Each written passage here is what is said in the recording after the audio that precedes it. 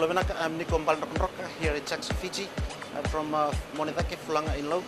Love listening to Mbula FM, especially when I'm stressed and tired at the end of the day. Love Mbula FM. Talk about it in Mbula FM. Setsan. Nadango Leonard Tulip, au what you to go ando talita na parong ng Mbula FM, balitin na bantuan na sir. Mbula FM, number 2 and set. Ni sambulu binaka, sai koyongo na pagaleleka ni nonde tukutuku na mbongende indai. Rau mena toka na diunan raunan dola nduana tani na isau ni suka pa rautaki na ngaunongo. Tukuno Graham Clark na bunlewani FSC ni rawa mena pagalelite na kena ongori kapatumbur na isau ni kena hulitaki. Waya wala nga rawa me na papatukana ene tubutubo e tubakataki membaleta na suka. Tua tani ni ngunu ni suka ena nonda bonua kaongo endure tikina ngandreba na FSC mena bangang gato taka na kena market taki. Tuno Clark ni sau membaleta na kena dhaka na suka e toka e na tulu na raunan dola. Ka lebu saramai na isau e labaki membaleta na kena market taki. Ndo telangana tikina e bangandi tako Clark ni bunga toka na imbole ka ngandrebi mena rele subi tau manda. Rato sa bangandi taki na tulu na tangani may no suri e na dhala ni nona mate o epineri wangawai. E ndua na dhorbo embaki rosa ngawuluka lima e na runa embak sauti. E wandindin tako turang ni lewa salisitemo. Na ndua na dhala ni lamba ke na ndua na dhala ni sasanga veba mabuataki. Ratono tulu na tangane o choseia busuya ke lepi nganga ke tebita ndaku ituranga. Rauta di tina singa na kena rongodi tumain kina na kisiongo e na mate belewai. Ia na matake ndendai sabu e na nono itukutuku turang ni lewa e na bugu ni kisiongo.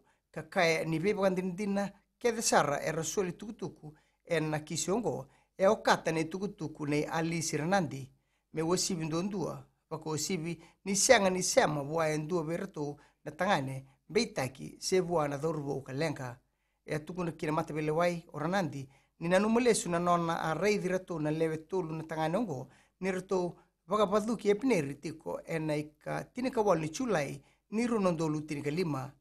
Tukuno turang ni lewa temo ni siang sutsar ni kaukua se matata na non rato itukutuku na tangani beitaki me baka ni rato wakarita kakina mata belewai ni rato wapaduki e pinerilesu e na non rato tango makirato nga se self-defense.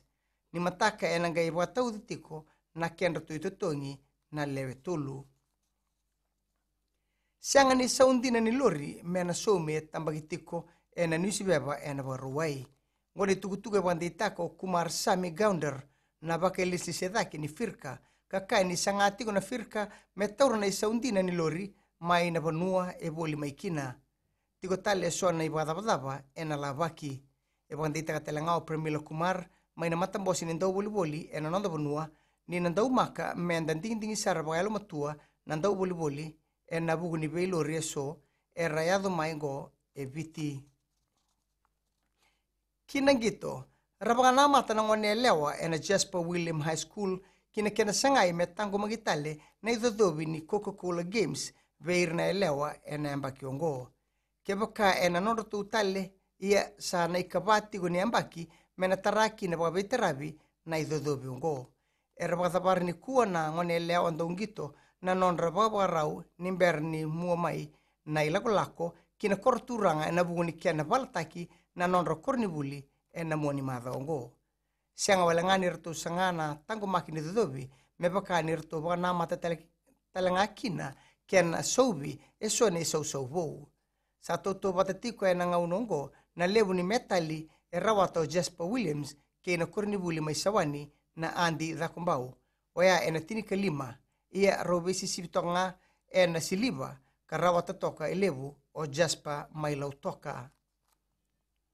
Mai dhabekiri na pagaleleka ni nonda itukutuku na kena ikuri e rauni na sema na steseni na Radio Fiji 1 ke na Mbula FM ni bwading vinaka.